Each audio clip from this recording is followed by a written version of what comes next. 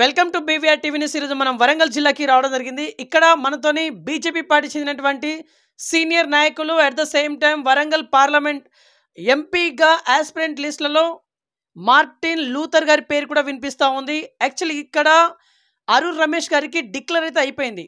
కాకపోతే ఆస్పిరెంట్స్ ఎవరైతే ఉన్నారో అందులో ఒక 6-7 మెంబర్స్ అయితే మేము సపోర్ట్ చేయమని చెప్పేసి ఖరాఖండిగా చేస్తూ ఉన్నారు. మరి ఇక్కడ మార్టిన్ లూథర్ గారు సపోర్ట్ చేయబోతున్నారా, అరుణ్ రమేష్ గారికి అనేది సపోర్ట్ దక్కబోతుందా అనే కోణంలో కొంత తెలుసుకుందాం. నమస్తే సార్, బాగున్నారా? నమస్కారం బీబీఆర్ న్యూస్కు. మరి ఈ యొక్క బీబీఆర్ న్యూస్ స్వాగతం పలుకుతూ మరి మా గురించి వచ్చి ఈ యొక్క ఇంటర్వ్యూ తీసుకున్నందుకు ధన్యవాదాలు తెలుపుతున్నాను. రైట్ సార్, సూటిగా అడుగుతున్నాను సార్. ఇక్కడ మీలాంటి ఆస్పిరెంట్స్ చాలామంది ఉన్నారు. ఒక ఒక ఒక 12-13 మెంబర్స్ అయితే ఉన్నటువంటి పరిస్థితి. అందులో ఒకరిద్దరు నాతో చెప్పడం జరిగింది, ఈసారి మేము ఖచ్చితంగా అరుణ్ రమేష్ గారికి సపోర్ట్ చెయ్యము అంటున్నారు. మీరేం చెప్తారు? ఒక ఆస్పిరెంట్ స్థాయిలో మీరు కూడా ఉన్నారు కాబట్టి. రాష్ట్ర పార్టీ పిలుపు మేరకు ఖచ్చితంగా రాష్ట్ర పార్టీ ఏ విధంగా చెప్తే ఆ విధంగా కట్టుబడి ఉంటానని చెప్పేసి నేను ఖచ్చితంగా చెప్తున్నా. ఖచ్చితంగా ఒకవేళ రాష్ట్ర పార్టీ పిలుపు మేరకు అరుణ్ రమేష్కి డిక్లేర్ అయింది కాబట్టి చేయక తప్పదు. నేను గతంలో కూడా 4 సార్లు అడిగినప్పుడు కూడా రాష్ట్ర పార్టీ ఆగు ఖచ్చితంగా ఏదో చేస్తామని చెప్పేసి అన్న ప్రకారంగానే ఈరోజు కూడా అరుణ్ రమేష్ 2 సార్లు స్థానిక ఎమ్మెల్యేగా నిలబడి గెలిచిన అభ్యర్థి కాబట్టి సపోర్ట్ చేయాలని చెప్పేసి రాష్ట్రపై పిలుపు ఇచ్చింది. ఆ విధంగా నేను దానికి కట్టుబడి ఉండి పనిచేస్తాను. ఓకే సార్, ఇక్కడ అంటే ఇప్పుడు మీరు ఒక్కరే సపోర్ట్ చేస్తే సరిపోదు. మీలాంటి ఆస్పిరెంట్స్ అందరూ సపోర్ట్ చేయాలి. కాకపోతే మీరు ఒకరు ఇంకొక 2-3 సపోర్ట్ చేస్తామంటున్నారు. రిమైనింగ్ వాళ్ళందరూ అపోజిషన్గా ఉన్నటువంటి పరిస్థితి. మరి గెలుస్తారా? అరుణ్ రమేష్ గారు గెలిచే అవకాశం ఉందా? 99% 100% చెప్తున్నా, ఖచ్చితంగా గెలుస్తున్నారు రమేష్ గారు. అందులో ఒక్కరో ఇద్దరో సపోర్ట్ అంటే అనవచ్చు. కానీ కాకపోతే ఏంటంటే తలకు ఏంటంటే ఆవేదన ఉన్నది భయ్, లేదంటలేను. ఈ యొక్క సీనియర్ నాయకులు ఒకరో ఇద్దరు ఉన్నారు, తగిన వాళ్ళందరూ సపోర్ట్ చేస్తామని చెప్పేసి మొన్న అశోక బోట్లో కూడా కూర్చొని మాట్లాడడం జరిగింది. అరుణ్ రమేష్ గారు మమ్మల్ని కూర్చొని మాట్లాడి ఏదున్నా కానీ నేను ముందున్నా, నాకు సపోర్ట్ చేయండి, నేను ఖచ్చితంగా గెలుస్తున్నా, మీ సహకారం ఉంటే కూడా ఇంకా నేను అత్యధిక మెజార్టీతో గెలుస్తానని చెప్పేసి మాకు చెప్పడం జరిగింది.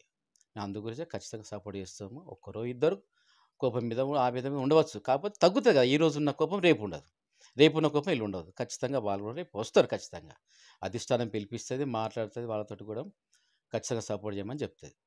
ఓకే, కానీ ఇక్కడ గత 30 సంవత్సరాలు కావచ్చు, 40 సంవత్సరాలు కావచ్చు, 45 సంవత్సరాలు కావచ్చు, ఇన్ని సంవత్సరాలుగా మేము పార్టీ జెండాను పట్టి మోస్తున్నాము, పార్టీ కండువా భుజాలను వేసుకొని వెళ్తున్నటువంటి పరిస్థితి, పార్టీ బలోపేతం కోసం పనిచేసినటువంటి వాళ్ళం మేము అని చెప్పేసి అంటూ ఉన్నారు.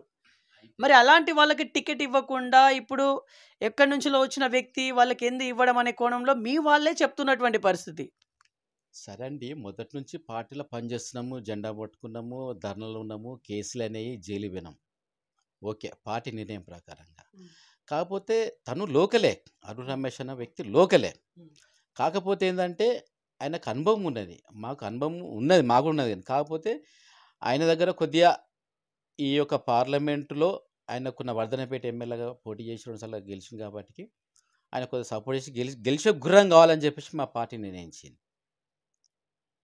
మాకున్న కొన్ని వనరుల వలన ఒక్కొక్క రాకపోవచ్చు, కానీ రాష్ట్ర పార్టీ అన్నీ ఆలోచన చేస్తే తీసుకుంటుంది నిర్ణయం. ఓకే, కాకపోతే ఒకరిద్దరు ఆశిస్తూ ఉన్నారు ఖచ్చితంగా మార్పులు చేర్పులు జరిగే అవకాశం ఉంది అని అంటూ ఉన్నారు. మార్పులు జరిగే అవకాశం అవపడతా ఉందా మీకు? మార్పులు ఒక్కసారి క్లియర్ అయినాక మళ్ళీ కాదు, ఇది మాది బీఆర్ఎస్ కాదు, మా కాంగ్రెస్ కాదు. ఒక్కసారి బీజేపీ మాటిస్తే మాట తప్పని పార్టీ మాది. ఒక సిస్టమ్ పార్టీ, ఒక లైన్లో ఉన్న పార్టీ. అది ఏదో బుడుబుకలకు చెప్పేసి వానికి ఇస్తా వీనికి ఇస్తాను కదా, అట్లా అంటే మాకు ఇచ్చు అది చెప్పింది కదా. అరుణ్ రమేష్కి ఇస్తా అని చెప్పేసి ఆల్రెడీ పోయింది, డిక్లేర్ అయిపోయింది. ఆల్రెడీ ప్రచారం మేము కూడా తిరుగుతున్నాం, ప్రతి ఒక్క అసెంబ్లీ తిరుగుతాం. 7 అసెంబ్లీలో నేను 2-3 పరకాలు పోయినా, గన్పూర్ పోయినా, వరంగల్ తిరిగినా, ఆనంపూర్ తిరుగుతున్నా. నేను కావచ్చు, బన్న ప్రభాకర్ కావచ్చు, జన్ను మధు కావచ్చు, చిలక విజయ కావచ్చు, ఇవంతా మేము ఆఫీసర్స్ ఉన్నోళ్ళం మేము కదా. తిరిగి చెప్తున్నాం, మాట్లాడుతున్నాం మేమందరం. ఎవరు అట్లా అన్నాడు కరెక్ట్ కాదు కదా. ఓకే, కాకపోతే ఇప్పుడు వాళ్ళు ఏమంటున్నారంటే మీలాంటి ఆస్పిరెంట్స్, నిరుత్సాహంతో ఉన్నటువంటి ఆస్పిరెంట్స్ ఏమంటున్నారంటే మేము తలుచుకుంటే లక్షల ఓట్లను ప్రభావితం చెయ్యగలము అనే కోణంలో వాళ్ళ వర్షన్ ఉన్నటువంటి పరిస్థితి. మళ్ళీ లక్షల ఓట్లు మీకు నష్టాన్ని చేకూరుస్తుంది అని చెప్పేసి అనుకోలేమా? అది తప్పు ముచ్చటండి. లక్షల ఓట్లు ప్రభావితం చేస్తాను అంటున్నాం. హ్మ్. సో దుబ్బాస్ వాసు పరకాలను ఉన్నాడు. కానీ ఇప్పుడు ఉండేది ఎక్కడ హైదరాబాద్ ఉంటుండే ఆయన. హ్మ్. అంటే ఇక్కడ లోకల్గా నేను 3 సార్లు కార్పొరేట్గా పోటీ చేసిన తూర్పులో. హ్మ్. గతంలో నేను చింతసామూర్తి నిలబడ్డప్పుడు నేనే పార్టీలో పనిచేసిన దానికి మొత్తం ఉండి. ఎంపీగా అతనికి పోటీ చేసినప్పుడు నేను అడిగితే నాకు ఇవ్వకపోతే అధిష్టానం చెప్పింది నువ్వు ఖచ్చితంగా పని చేయాలి ఇన్ఛార్జ్గా. అంటే నేను భూపాలపల్లి పోయి మాట్లాడిన, పరకాల పోయి పనిచేసిన, గన్పూర్లో పనిచేసిన, పాలకుర్తిలో పనిచేసిన, వరంగల్ చేసిన, హనుమకొండ చేసిన. రాష్ట్ర పార్టీ పిలుపు మేరకు చెప్పిన ప్రకారంగా ఖచ్చితంగా చేయవలసిందే. నేను 1,00,000 ఓట్లు నష్టం చేస్తాను తప్పు ముచ్చటది. 1,00,000 ఓట్లు అసలు మొన్నటికి మొన్న ఎవరో కొత్త నిలబడ్డరు కావచ్చు బీజేపీలో, మేము పేరు చెప్పాను. ఎన్ని ఓట్లు పడ్డాయి ఒకసారి ఆలోచన చేసుకోవాలి అది కూడా. రైట్. ఇక్కడ అంటే నేనేమంటున్నా అంటే ఇదే నిరుత్సాహంతున్నటువంటి యాస్పిరెంట్స్ మీలాంటి ఆశావాహ ఎంపీ అభ్యర్థులు ఒక ఇండిపెండెంట్ అభ్యర్థిని నిలబెట్టే యోచనలో ఉన్నట్టుగా కొంత సమాచారం వస్తూ ఉంది. మేబీ ఆ సమాచారం మీ వరకు వచ్చిందో లేదో నాకైతే తెలియదు. దీనిపైన మీ స్పందన? అంటుండ్రు ఒక్కరో ఇద్దరు అంటారు కానీ అది కరెక్ట్ కాదు. ఖచ్చితంగా రాష్ట్ర పార్టీ పిలిపిస్తుంది. అచ్చా వచ్చిన వాళ్ళు ఎవరైతే ఇండిపెండెంట్ నిలబెడుతున్నారో అని ఎప్పుడు వచ్చిన పార్టీలకు ఆయనకు అనుభవం ఎంత ఉన్నది ఈ పార్టీలో? మేము 30 ఏళ్ళ నుంచి పార్టీలో పనిచేస్తున్నాము, మేమే ఇండిపెండెంట్ ఇస్తలేమే. మరి ఆయన వేస్తాన్న క్యాండిడేటు అని ఆయన ఒకసారి ఆలోచన చేసుకోవాలి. మరి నేను ఈ పార్టీని పనిచేసిన మరి ఎన్ని సంవత్సరాలు పనిచేస్తున్నా, మరి పార్టీ నాకు టికెట్ ఎందుకు ఇవ్వలేదు? మరి ఇస్తే నేను పార్టీకి వ్యతిరేకంగా చేస్తా అంటే అది కరెక్టేనా? మీరు ఆలోచన చేయండి సార్, ఆలోచన చేయండి. పార్టీ కట్టుబడి ఉండి పనిచేయాలి. ఎవరికి ఇచ్చినా పర్లేదు, నాకు ఇచ్చినా ఇంకా మా దాంట్లో సీనియర్లు ఎవరికి ఇచ్చినా కానీ పనిచేయాలి. కాకపోతే ఏంటంటే ఈ యొక్క సీనియర్ నాయకులకు కొద్దిగా ఆర్థికంగా కావచ్చు, ఇంకా ఏదన్నా కావచ్చు, పార్టీ ఆలోచన చేస్తాను. ఎందుకంటే మాకు ఇచ్చే ఇంకా ఏదైనా పరిస్థితి వాళ్ళు తీసుకుపోతారు కావచ్చు మాకు. ఎందుకంటే అరుణ్ రమేష్కు అనుభవం ఉన్నది, అన్ని విధాలుగా ఆయనకు బలోపేతం ఉన్నది. ఆయనకు ఖచ్చితంగా ఆయన గెలుస్తాడు. ఆ రాష్ట్ర పార్టీ కూడా ఆలోచన చేసే ఇచ్చింది. ఓకే. అరుణ్ రమేష్ గారిని తప్పించాలి అనే కోణంలో ఒక లెటర్ రూపకంగా కిషన్ రెడ్డి గారి దృష్టికి తీసుకెళ్లారంట. 12 మంది యాస్పిరెంట్స్, అందులో అందరి సైన్ ఉన్నాయని చెప్పేసి, సంతకాలు ఉన్నాయని చెప్పేసి అన్నారు. మరి ఆ లెటర్లో మీ సంతకం ఉందా?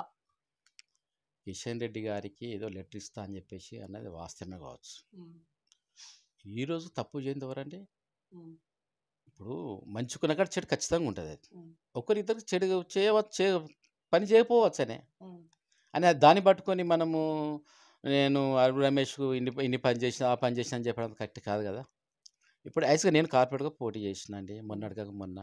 నేను కొంతమందికి నేను సాయం చేయకపోవచ్చు, వాళ్ళు నా మీద అనవచ్చు, మార్టిన్ లూథర్ బీజేపీలో నిలబడ్డాడు ఆయనకు మేము చేయమని చెప్పేసి. అటువంటి వాళ్ళు ఎంతోమంది ఉంటారు, అందులో వీళ్ళు ఒకరు అనుకోరా, అది కరెక్ట్ కాదు కదా. కానీ ఇక్కడ మీరు 17కి అవుట్ ఆఫ్ 17 టార్గెట్ పెట్టుకున్నారు. తెలంగాణ రాష్ట్రంలో ఉన్నటువంటి పార్లమెంట్ సీట్లు అన్నిటికీ మీరు కైవసం చేసుకుంటాము అనే కోణంలో మీరున్నారు. మీరంటే మీ పార్టీ, మీ అధిష్టానం మొత్తం ఇక్కడ స్టేట్ లెవెల్లో. కానీ ఇక్కడ వరంగల్ సీట్ అనేది కంపల్సరీ ఓటమి పాలవబోతుందని చెప్పేసి వాళ్ళు అంటా ఉన్నారు. అది కూడా చాలా డైరెక్ట్గా అంటున్నారు. 2 లక్షల పై చీలుకు మేరకు మెజార్టీతో గెలిపిస్తాం, ఖచ్చితంగా చెప్తున్నా నేను. మళ్ళీ ఇదే న్యూస్ మళ్ళీ మీకు గెలిచినాక మీరు వచ్చి మాతోటి వాయిస్ తీసుకోవాలి మీరు. రైట్. ఇప్పుడు ఎవరైతే మీకు సపోర్ట్ చేయమని అంటున్నారో వాళ్ళ పరిస్థితి ఏమై ఉంటుంది అని మీరు అనుకుంటున్నారు భవిష్యత్తు పార్టీ పరంగా? ఖచ్చితంగా వాళ్ళు కూడా మాట్లాడతారు. రాష్ట్ర పార్టీ వాళ్ళు కూడా దూరం చేయరు మా పార్టీ.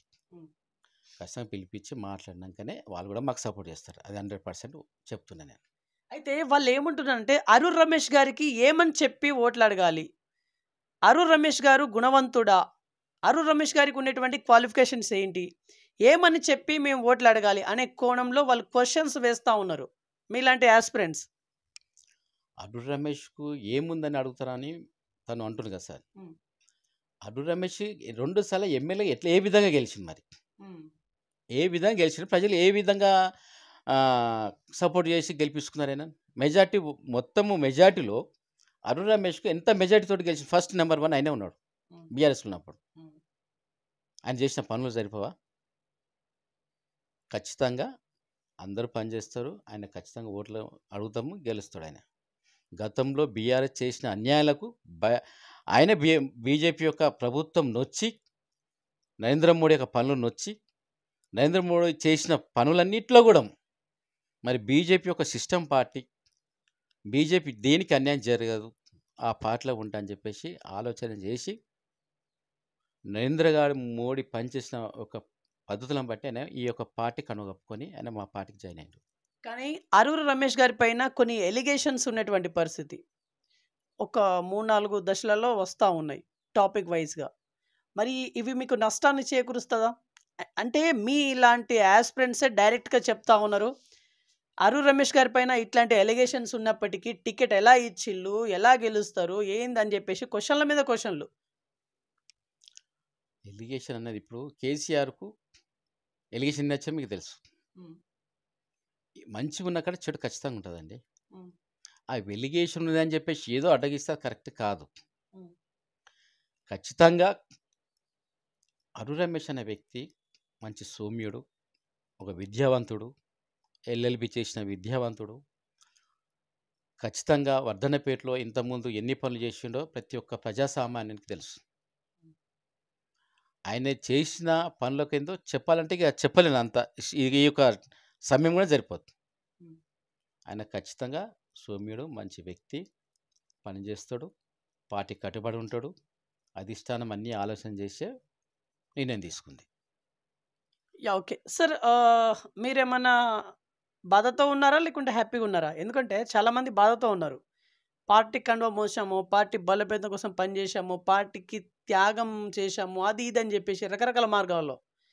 మరి మీరు హ్యాపీగా ఉన్నారా, అన్హ్యాపీగా ఉన్నారా? ఎందుకంటే మీరు కూడా టికెట్ అడిగిళ్ళు, 4 సార్ల ఎంపీ టికెట్ అడిగిళ్ళు, 4 సార్ల ఎమ్మెల్యే టికెట్ అడిగిళ్ళు. అయినా మీ మీ మీ రెస్పాన్స్ ఏంటిది? మీరు హ్యాపీ ఆర్ అన్హ్యాపీ? బాధగానే ఉన్నా. ఎందుకంటే ఇన్ని సంవత్సరాలు కండువా కప్పుకొని పార్టీలో పడి ధర్నాలు చేసి ఉద్యమాల్లో ఉండి ఢిల్లీలో దెబ్బలు తిని అన్ని రకాలుగా బాధనే ఉంది. కాబట్టి తప్పదు. ఎందుకంటే ఇక తప్పదు. ఎందుకంటే ఇప్పుడు అధిష్టానం అనేది రాష్ట్ర పార్టీ ఏంటంటే కన్నతల్లి అసంటది. వాళ్ళ మాట ఇప్పుడు కన్నతల్లి మాట వినక తప్పదు. ఖచ్చితంగా చేయవలసిన బాధ ఉంటే ఏం చేస్తాం? వేడిస్తే రాదు, తుడిస్తే రాదు. పార్టీ చెప్పిన ప్రకారంగానే పని చేస్తామని చెప్పి చేస్తున్నాం మేము. తప్పదు. ఎందుకంటే ఇక అది ఆలోచన చేస్తుంది. మరి ఇన్ని సంవత్సరాల నుంచి మేము పనిచేస్తున్నప్పటికీ కూడా మరి ఏదో ఒకటి చేయాలని చెప్పేసి ఇప్పుడు ఎస్సీ మన రాష్ట్రపతిని చేసింది గోవింద్. అటువంటిది మాకు ఏదైనా కూడా ఖచ్చితంగా ఆలోచన చేస్తుంది, పార్టీ చేస్తుంది. ఈ యొక్క 4-5 కూడా ఖచ్చితంగా ఇది ఒక న్యాయం చేసి పార్టీ నిలబెట్టుకుంటుంది మాట. ఓకే సార్, ఇప్పుడు గత 35 సంవత్సరాలుగా మీరు పార్టీలో ఇమిడి ఉన్నారు. మీకు బీఆర్ఎస్ నుంచి వెళ్ళి ఆఫర్లు కూడా వచ్చాయని చెప్పేసి కూడా నేను పర్సనల్గా తెలుసుకున్నాను. అయినా కూడా మీరు వెళ్ళలేదు. అంటే పార్టీ విధి విధానాలకి మీరు కట్టుబడి ఉన్నారు, ఓకే. మరి ఈ బీజేపీ అనేది మీకు ఎట్లాంటి పొజిషన్ని కల్పించుకుంటూ వచ్చింది స్టార్టింగ్ నుంచి వెళ్ళి? యాక్చువల్లీ మీ జర్నీ గురించి చెప్పండి. నేను మొదటన ఎల్బీలో ఉన్నప్పుడు ఒక సభ్యత్వం తీసుకున్నా. ఫస్ట్ 89లో క్రియేషన్ సభ్యత్వం తీసుకున్నాక division president, division general secretary చేసుకుంటూ జిల్లా స్థాయికి ఎస్సీ మోర్చా వైస్ ప్రెసిడెంట్ కావచ్చు, ప్రెసిడెంట్ కావచ్చు, తర్వాత మెయిన్ బార్డ్లో వైస్ ప్రెసిడెంట్ చేసిన, సెక్రటరీ పని చేసిన, తర్వాత రాష్ట్రానికి పోయినా. అంటే అంచెలంచెలుగా పార్టీ యొక్క విధానాలకు ప్రకారంగా పైకి పోయినా. స్టేట్ సెక్రటరీ చేసిన, state SC Morcha state secretary చేసిన, ఎస్సీ మోర్చా రాష్ట్ర కోశాధికారి చేసిన. ఇప్పుడు జిల్లాకు వచ్చిన, మళ్ళీ జిల్లాలో నేను స్పోక్ పర్సన్గా పనిచేస్తున్నా. ఓకే సార్, మీరు ఏం ఆశిస్తూ ఉన్నారు సార్? అంటే ఇప్పుడు ఈ ఎమ్మెల్యే ఎంపీ టికెట్లు కాకుండా ఇంకేం ఆశిస్తూ ఉన్నారు మీరు? మొత్తానికైతే పార్టీ నన్ను ఒక ఉన్నత స్థాయికి తీసుకొస్తుందని చెప్పేసి నమ్ముతున్నా. ఉన్నత స్థాయి అంటే ఏంటిది? ఇక నామినేట్ పోస్టులు కావచ్చు, ఇంకా లేకపోతే ఇంకా ఏదైనా కావచ్చు. అది మన ఆలోచన నాకేం తెలుస్తుంది? వాళ్ళ ఆలోచన వేరే ఉంటుంది. అధిష్టానం కూర్చొని మాట్లాడుకొని చేసినాక ఇప్పుడు రాజేంద్ర గోవింద్కు మరి రాష్ట్రపతి ఇచ్చిండ్రు, అది సరిపోదా?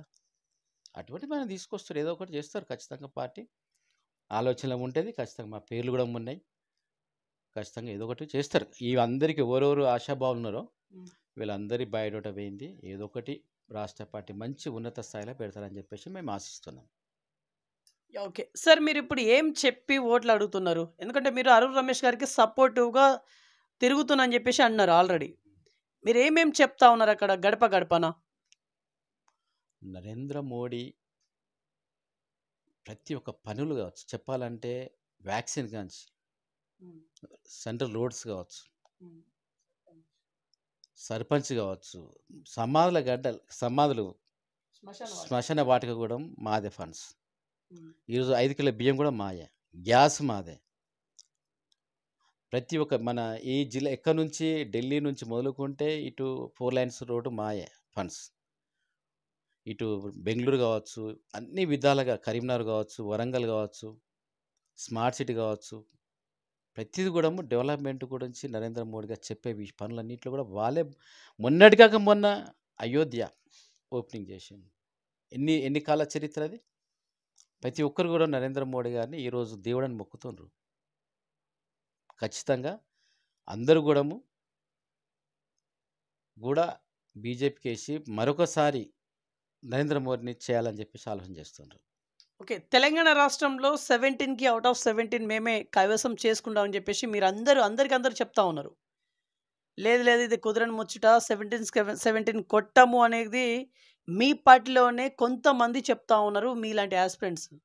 మరి అంటే ఎక్కడో క్లారిటీ అనేది దెబ్బతింటున్నట్టుగా మీకు అనిపిస్తా లేదా? ఎక్కడ అనిపించలేదు. మొన్న ఒక పూలమ్ముకునే వ్యక్తి, ఒక ముస్లిం క్యాండిడేట్ అని చెప్తుండ్రు. దోస్తాన్ చేస్తే ఇప్పుడు ఒక వ్యక్తి వచ్చిండు అడుగుతున్నట్టు, అన్న మీరు ముస్లిం కదా, మీరు ఓట్లు ఇస్తారా బీజేపీ కంటే, దోస్తాన్ కరికే దేకో సోనా గరికే దేకో అన్నాడు. దోస్తాన్ చేయాలి ప్రతి ఒక్కరితోటి, చేస్తే తెలుస్తుంది కదా. తెలిసినప్పుడు మేమే గెలుస్తాం. ప్రతి ఒక్క క్యాండిడేట్ కూడా ముస్లిం కావచ్చు, హిందూ కావచ్చు, క్రిస్టియన్ కావచ్చు, ప్రతి ఒక్కరు కూడా బీజేపీ వైపు చూస్తుండ్రు. నరేంద్ర మోడీ ఖచ్చితంగా ఉండాలి. ఎందుకంటే గతంలో కూడా కనీసం బార్డర్ల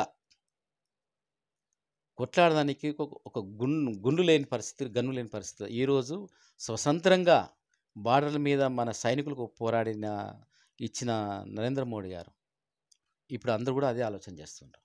ఓకే. మీరు ముస్లిం గురించి తీసిల్లు కాబట్టి సార్, ఎంఐఎం టికెట్ కూడా మీరే కైవసం చేసుకోబోతున్నారా? ఎంఐఎం అనేది ఇంకా అది వాళ్ళకి అది బ్రాండ్ అన్నట్టుగా దానికి ఒక ముద్ర పడిపోయింది ఆల్రెడీ. ఆ ఎంఐఎంని కూడా మీరే కైవసం చేసుకోబోతున్నట్టుగా మీరు చెప్తా ఉన్నారు. ఇది ఎలా సాధ్యం అవుతుంది? ఎంఐఎం అంటే మీరు చూడండి సార్, మొన్నటిగా ఒక ఆఫీసర్ కరెంటు బిల్లు అడిగిపోతే దాడులు చేసిండ్రు వాళ్ళు. ఒక యవ్వనస్తురాలు, ఒక స్త్రీలు పోవాలంటే కూడా మా ఏరియకు భయం అవుతుంది. అంటే ప్రజలలో కూడా తెలిసిపోయిందంట ఎంఐ యొక్క ముస్లిమ్స్ కూడా పాపం మంచోలే వాళ్ళు. కొంతమంది చిచ్చర గాడికలు చేయబట్టే ఈరోజు మాకు పార్టీకి దెబ్బతీస్తుంది.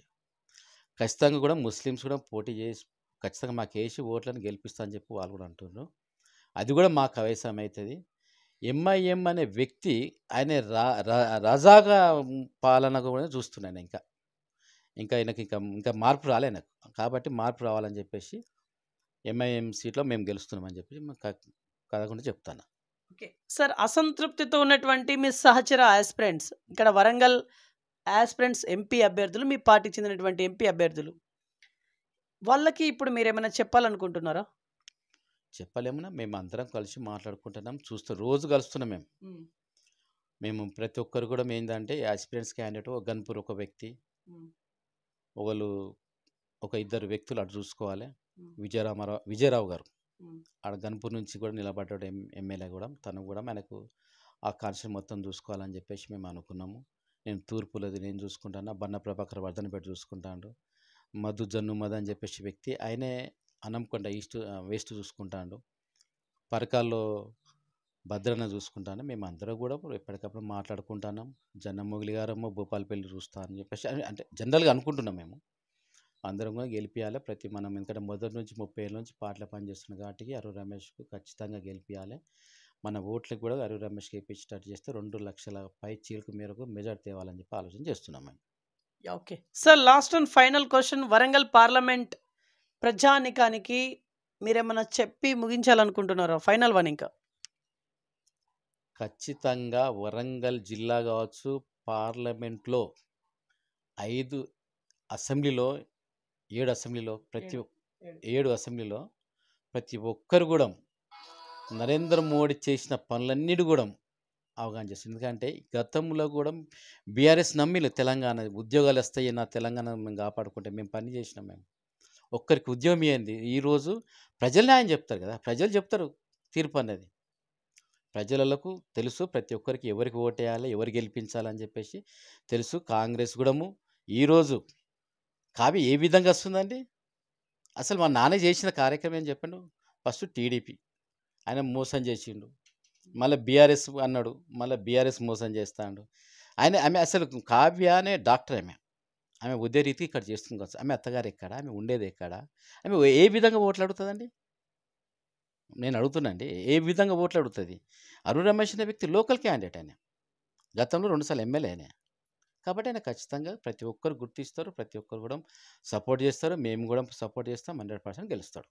అంటే ఒక్కసారి కడియం కావ్య గారు ఏం చెప్పి ఓట్లు అడగబోతుందని మీరు అంటున్నారు? అంటే కడియం శ్రీహరి గారికి బ్రాండ్ ఇమేజ్ ఉంది. ఆ బ్రాండ్ ఇమేజ్ని ముందు పెట్టి ఓట్లు అడుగుతారు అని చెప్పేసి మీరు ఎందుకని అనుకోలేకపోతారు? అరే కాంగ్రెస్ 6 పథకాలు అని చెప్పిందండి. సంవత్సరం అయితే ఓట్లు అడగమన్నారు. మరి ఇప్పుడు ఎట్లా ఓట్లు అడుగుతానండి? ఆమె సిగ్గుందా వాళ్ళకి? ఏమన్నా 100 డేస్లో మొత్తం ఇస్తా అని చెప్పిండ్రు. ఏం 6లో ఒక్కటి కూడా ఒకటి కూడా అయింది. అది కూడా ఆర్టీసీ బస్సు పెట్టిండు, వాడు సిగలు కొట్టుకుంటారు పాపం. ఆడలను ఇబ్బంది పెడు తప్పితే ఇంకా ఏం లేదు పాపం. మన చెల్లాస్ ఉంటారు, మన అక్కలాస్ ఉంటారు పాపం. ఫ్రీ అన్నారు, ప్రతి ఒక్కరు ఆశపడతారు పోయి ఎక్కుతుండ్రు. ఆ సీట్లే దొరుకుతారు అందులో. గ్యాస్ అన్నారు, గ్యాస్ అటైపోయింది. ఎక్కడండి? నా 500 గ్యాస్ ఇస్తాను, 100-200 యూనిట్లకు ఇస్తాను. ఎక్కడ పోయిందండి అది? ఏదో విధంగా ఇవాళ కూడా ఒక ఆడమే నాతో మాట్లాడుతుంది, సార్ నాది 100 యూనిట్లు కాలుతుంది, వీళ్ళు కరెంట్ బిల్ తీసుకున్నారంటే. అవమ్మ గట్టినే ఉంటుందమ్మా, అది నమ్మక ద్రోహం అన్నట్టు. అది కరెక్ట్ కాదు. ఆయన అసలు ఓట్లు ఏ విధంగా అడుగుతాడు? రేపు ఆయన ఇటు చంద్రబాబు మోసం చేసిండు, ఇటు కేసీఆర్ మోసం చేసిండు, ఇటు మళ్ళీ కాంగ్రెస్కి వచ్చి కాంగ్రెస్లో 6 పథకాలలో ఏది సక్సెస్ కాలే. మరి అది కరెక్ట్ కాదు. ఆయనను గన్పూర్లో అసలు వాళ్ళ ఇంట్లో వాళ్ళ ఎన్ని ఓట్లు పడతారో నాకే తెలియదు. కడియం శ్రీహరి గురించి మీరు అనేది? కడియం శ్రీహరి గురించే అంటే వాళ్ళు ఇప్పుడు మీరు అంటారు బ్రాండ్ అంటారు. ఏ విధంగా బ్రాండ్ అండి? సరే, ఆయనకు ఉండేటువంటి రాజకీయ జర్నీ, ఆయన ఉప ముఖ్యమంత్రిగా చేసిళ్ళు, మినిస్టరు, ఎమ్మెల్యే, అసలు ఆయన బ్రాండ్ అదే అని చెప్పేసి కొంత టాక్. ఆయన బ్రాండ్ సీఎం డిప్యూటీ సీఎంగా పనిచేసిందండి. ఒక్కటైనా తీసుకొచ్చిన కనీసం. మేము బీజేపీ నుంచి ఒక మొన్నటిగా మన నరేంద్ర మోడీ గారు వ్యాక్సిన్ ఇచ్చిండు, మనది వ్యాగిన్ ఇండస్ట్రీ ఇచ్చిండు కాజీపేటలో. మరి ఆయన చేసింది ఏంటి చెప్పు? డిప్యూటీ సీఎం చేసి ఆయన ఏం చేసిన వరంగల్ చేసిన దాఖలేని చెప్పు. కనీసం ఒక్కటైనా కనీసం ఏదైనా చెప్పండి. ఆయన బీఆర్ఎస్లో ఎవరికైనా ఉద్యోగాలు వచ్చినాయా? అందరు ఈ బీటెక్ చేసిన వాళ్ళు, ఇంజనీర్ చేసిన వాళ్ళు, ప్రతి ఒక్క బీఈడి చేసిన వాళ్ళు, ప్రతి ఒక్కరు కూడా పాపం ఒక్కరికి ఉద్యోగాలు ఉన్నాయా? ఒక్కరికి ఉద్యోగం కూడా ఇవ్వలేదు. అంటే ఇప్పుడు కడియం కావ్య గారు ఓడిపోతారు అంటున్నారా మీరు ఒక్క మాటలో? 100% ఓడిపోతుంది. కలిసారు ఏదంటిది ఆమెకు కనీసం ఎన్ని ఓట్లు పడతాయో కనీసం నాకే తెలియదు. అది ఇక నేను చెప్తే ఇక ఇజ్జత్ పోతుంది ఆమెది. విన్నారా? ఆమె అసలు కరెక్ట్ కాదు ఆమె అడగడం. కరెక్ట్ అచ్చా అడిగినా కానీ ఆమె అసలు ఎక్కడండి? ఆమె ఏ ఊరు, ఎక్కడ? ఆమె నేటివ్ ప్లేస్ ఇక్కడ కావచ్చు, కాకపోతే ఆమె భర్త ఎక్కడ ఉంటాడండి? ఏ ఊరు ఉన్నాడు? ఎక్కడి నుంచి అడుగుతాడు? కరెక్ట్ కాదు అది. అంటే ఆల్రెడీ కాంగ్రెస్ అనేది ఫుల్ జోష్ మీద ఉంది. కాంగ్రెస్ ఓట్ బ్యాంక్ ఎట్లాగో ఉంది. సో ఈ ఓట్ బ్యాంక్ ఉంది కాబట్టి గెలిచే ఆలోచనలో ఉన్నట్టుగా వాళ్ళు అనుకునే బీఆర్ఎస్ నుంచి వెళ్ళి కాంగ్రెస్ వైపు రావడం జరిగింది. కాంగ్రెస్ అన్నది మొత్తం ఊపదే ఉందన్నారు మీరు అన్నది, అంతే కదా? ఏమని వచ్చింది కాంగ్రెస్? 100 డేస్లో 6 పథకాలలో మేము చేయకపోతే ఓటు అడగనన్నారు కదా, అన్నారా లేదా? మరి అన్నప్పుడు మరి 100 రోజులు అయిపోయినాయి కదా. 400-500 గ్యాస్ ఇస్తాను, అది ఎక్కడ పోయింది? 200 యూనిట్లకు ఫ్రీ కరెంట్ అన్నారు, అది ఎక్కడ పోయింది? ఒక బస్సును పట్టుకొని ఆడలు పాపం స్త్రీలకు ఇస్తుండ్రు. పాపం స్త్రీలు వాళ్ళు జర్నీ చేస్తారు, అది కూడా అది ఎక్స్ప్రెస్. కనీసం పాపం జర్నీ చేద్దాంటే మొత్తం చెమటలతోటి ఎండాకాలంలో ఆగమాగం అయిపోతుండ్రు వాళ్ళు. కొందరు మూర్ఛపడిపోయిన రోజులు ఉన్నాయి. గదొక బస్సు మాత్రం ఇచ్చింది, అన్నిట్లో ఫెయిల్యూర్ వాళ్ళు. అది ఎన్నటికైనా కాదు. సెంట్రల్లో బీజేపీ కావాలని చెప్పి ప్రతి ఒక్కరు కూడా కోరుతున్నారు. కాంగ్రెస్ వాళ్ళు కోరుతున్నారు, బీఆర్ఎస్ వాళ్ళు కోరుతున్నారు, బీజేపీ వాళ్ళు కోరుతున్నారు, ప్రతి ఒక్క నాయకులు కోరుతున్నారు అండి. ఓకే సార్, ఇంటర్వ్యూ కన్క్లూడ్ ఇచ్చేసే ముందు ఇంకేమైనా చెప్పాలనుకుంటున్నారా? ఫైనల్ వన్, ఒక ఆస్పిరెంట్ స్థాయిలో మీరు కూడా ఉన్నారు కాబట్టి. ఖచ్చితంగా మాకు పార్టీ అధిష్టానం ప్రకారంగా మమ్మల్ని ఆలోచన చేస్తుంది, మాకు ఉన్నత స్థాయిలో పెడుతుంది. మాకు ఏదో విధంగా పదవులిచ్చి మమ్మల్ని ఉన్నత స్థాయి పెడతారని చెప్పి కోరుతున్నాను.